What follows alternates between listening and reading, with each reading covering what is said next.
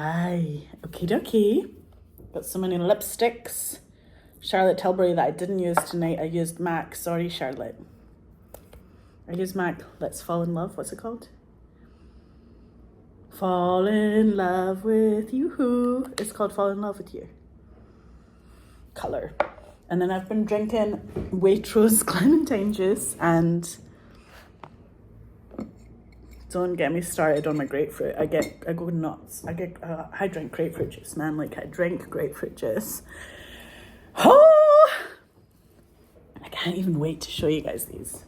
Like, I took what is a normal clip for Christmas and I made it, I bedazzled my shoe. Like, I'm wearing this tonight to the theatre.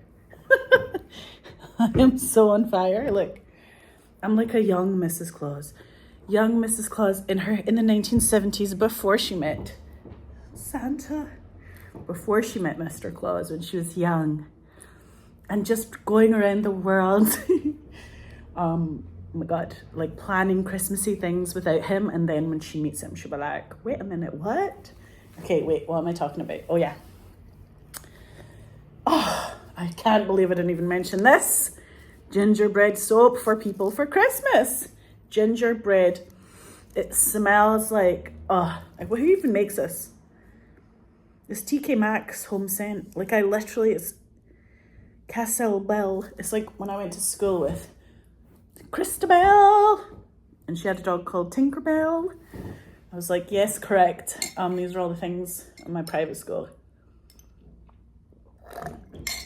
We had to like be young entrepreneurs and stuff like that. I literally feel like the tension of an opening night when you are breaking it, because you know it's gonna be okay, but also there's a part of you that also knows it's gonna be like your body's going through what is the equivalent of a car crash when you go on stage, especially when you're young. Like, especially when you're like 20 and you've only done it like twice, or you've only done it once, or you've never done it. You just go, please, Jesus. Like, you just start praying. You pray to your God and everyone else's God. You're like Buddha, everyone, Allah. You pray to everyone because you want to do the play justice. You don't want to mess up. You don't want your friends who are in the theatre with you, in the play with you, you don't want to disappoint them by messing up. That's why plays are great, because you have this company, you have a theatre company that I had in New York. Ooh. When I was 17, when I moved to New York, I found the Atlantic Theatre Company, and they were my ride or dies. Like, they still are my ride or dies. Mary McCann, Neil Pepe, Clark, Greg, like everybody who I went there with. Tyler Pierce! Catherine Alexander! All these people who I literally did my voice classes with for 2 years. Kelly Moore, Anya Safar, like all my teachers. But the Suzuki teacher was epic. Josh Pice, like everybody who I ever came within a foot of in that theatre company, I understood. I downloaded everything from them. Like, I took it all with me onto the stage, because you want to be chill. You don't want to go out there going, I've got the heebie-jeebies, I'm shaking. Like, so many characters, if you do anything, a normal person who's going to stand on the stage will do that. If they have a paper, they're like this. That's how you know someone's really nervous in an audition. Like, they're like, everything's calm and they're doing the scene, but they're going, I'm still doing the scene. Like, what's the big deal? Like, I'm doing the scene. They're so scared. Actors and humans, we get so scared. Even for films, you get scared. And people pretend they're not scared, and that's what an actor is you pretend you're not scared. And a director is you pretend none of them are scared, and you turn the volume down on all their fear. As a director, you have to turn the volume down. Everyone comes to you and they're like, I'm scared. And you have to go, it's okay. You literally are the volume control for that fear, and you just turn their fear down. That's what a director is. And you listen and you smile and you laugh and you basically love them, and you tell them their backstory, their character's backstory, which I always would be like, this is why your character wears a chain on the inside, because they're an introvert and they're shy. Or maybe it's because their husband gave it to them, but their husband died Do you know what I mean? So they're not like going to wear it out in the world like that just in case something happens to it because they really care about it that much. Or there's people who are really shy, but they go like that because they're pretending to be extroverts, but inside they're really shy. And they're like standing on tables and chatting and stuff, but they're really shy. A lot of people who are politicians, like I think Nicola Sturgeon said that she was really shy, and then she turned it into, I'm going to chat to everyone on the planet at one time by being the First Minister of Scotland. But I like that Scotland was like, yeah, we can have a First Minister, let's go for a female First Minister, like it's not a big deal. That's what Rad Dads is about as well. My film about dads being rad. It's very funny. They come to Scotland because they think that Nicola Sturgeon's someone that they're attracted to. Like, they're kind of like, oh, she's so hot. Look at Nicola Sturgeon. That's one of the lines. They're like, she's hot in a Scottish way. It's one of the lines of dialogue I wrote. For these American guys, they're like, oh my God. And then also, that's all true. But it's not objectifying her because she's so intelligent. Like, it's like somebody being like Obama's hot or something, you know. It's just like not an untruth. It's the truth probably, if you think about it. But it's because he's smart. It's because he's smart first. Because you kind of want to be attracted to people's brains, their intellect, their ideas, the way they talk about art. Like, how do they talk about art? How do they talk about their work? Like, that's my thing. I love it when somebody talks about their work. It's so nice. It turns us into inspired beings forever, and then we can just go. It's like, what really made the Golden Girls get up out of their bed and look that amazing and like hit their marks and say the lines in front of the audience accurately with the correct timing over and over again for all the years of that show when they were all kind of like supposed to be out to pasture? They did it because of inspiration that they got in their own lives from other people before that, you know. Other actors they were working with were like, yo, you're the bee's knees. Or I'm inspired by you. And then you have that thing where it's like 1 + 1 = infinity because I'm inspired by you, and plus that equals my inspiration plus your inspiration equals infinity. But I feel like the heebie-jeebies right now because when it's opening night and it's the citizens and we're all gonna go, and it's a new space, like the new building is like being dead and in heaven. The last time I described that feeling was when I was a judge at Sundance. It's like being dead and in heaven because they just drive you around. You get to chat to your best pal who's driving you, and you get to see every film because you don't have to like get the bus, you know what I mean? Like, they give you a car, they have a driver for you, and you can go to everywhere and you can eat as many snacks as you want. You can just like eat in the theater while you're watching the cinema things. Other people's films going, wow, that's so nice. Like, to have a film there so many years in a row and then be a judge and then host the award show was pretty fucking epic. But that's like being dead and in heaven, and being at the sits for me in that space, just standing there, knowing it's in Glasgow, knowing it's in the south side of Glasgow. It's like on a street that I literally used to be on, but it's like the door is on a different place. Like, the door is on a different place than the old door used to be 7 years ago, because it was an old theatre that was kind of falling apart, that prams couldn't come in, you know, like if mums or dads had prams, they couldn't fit in the citizens. Or if they had like a baby car seat or something, they couldn't like fit in the citizens. And if you had a granny with a walking stick or anyone who had a wheelchair, you couldn't fit in the sits. But now anyone can go in.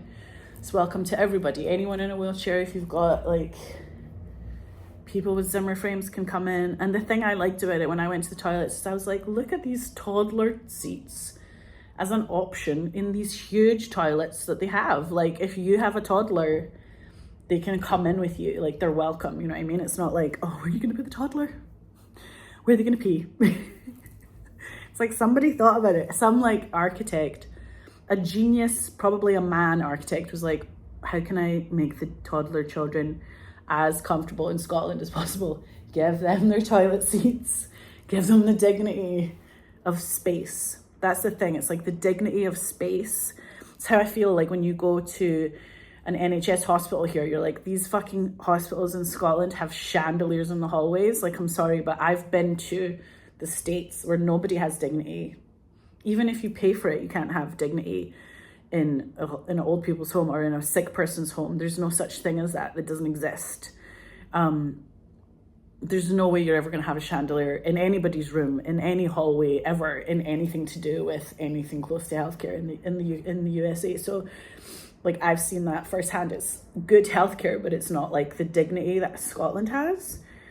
And seeing people like looked after in hospitals, the dignity of that, and this giving them the space of like, you have a chandelier, like you worked your whole life, or maybe you didn't work your whole life, you paid taxes or you didn't pay taxes, like you were mentally ill or you were not mentally ill, it doesn't actually matter. Whatever you did with your life, whether you like had money, didn't have money, contributed, paid taxes, didn't pay taxes, it doesn't matter. Like if you stayed in your house all day and you didn't do anything, or if you were out on the streets like helping society, it doesn't matter which one you were as a person.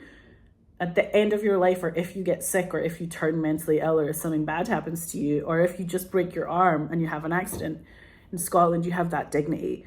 They give you the space of, you know what, we're going to look after you, and your mom and your cousin who comes to visit you, and like everyone's going to have a seat, and you're going to be cozy, and you're going to be like fed 24/7, looked after. It's a 24/7 thing where you're like, oh, like they're safe at night. Like our family members are safe at night. We're not like, are they going to be okay? Like you don't have to worry about them or being like, should I stay at the hospital with them overnight? Because God knows what the fuck's going to happen to them, because anything could fucking happen. It's like, no. They have dignity and they have care. And there's like 5 people looking after them at night. So you're like, okay, so that's a different story then, isn't it? And it's a different story to have a theatre space in the Citizens Theatre that's in a working class area in Glasgow where everyone can go, people can get the bus, you can walk there, you can roll there in your chair, your pram, your Zimmer frame, you can hobble there with your wee like cane or whatever you want, and you can still go in and have the door be like open for you. There's space in there. And when I walked in the first time, there was a lady standing there and she was like, hiya, how are you? And I was like, I'm well, how are you? Like, it is the nicest thing to have like a joy greeter, just meeting everyone at the door, like just being like, hiya, like if you have any questions about the new space. I was like, they kept the elephants. And she was like, yes. And I was like, oh my God, the gold elephants. Like I was like so happy because I remember them as a kid. And I saw so many incredible plays. Like the first time I saw anyone naked on stage was at the Citizens Theatre, which by the way, at the time we thought was huge because I was a child and I was just like, this place is huge. But the old Cits had that janky feeling and they didn't necessarily have space in their, whatever the hell, you know, like their rehearsal rooms. They didn't have space, but now they're minted. They've got like a huge block. They've got blocks of rooms. So if you've been before to the old Cits, like don't pretend you know where it is because it's literally not in the same place. It's like facing a different direction. But like we're happy. We actually couldn't be happier with the new space. So it's very kind of like, oh my God. And then also the whole thing about The Beast is crazy because The Beast is the show that's opening tonight and it's not a panto, so it's opening night. And we're all going, me plus 8 people, or me plus 7 family members. I'm so excited. I'm also kind of like excited that The Beast, that was the original fairy tale before the Disney film, was really about falling in love, male and female energies coming together in an imperfect way, like very imperfectly, and then really unifying after that. And kind of like Gomez and Morticia vibes, like that passion, full energy, like at the end of the film or at the end of that narrative, because they've been through so much shit together, they really, in that fairy tale of the Beauty and the Beast, like they really choose each other. Like she really chooses that masculine energy and he really chooses the feminine energy to link up with. And it's really, really profound because it's not a cakewalk. And the other thing somebody told me that I don't even know if I mentioned on here, but this is like my favorite thing I've ever heard.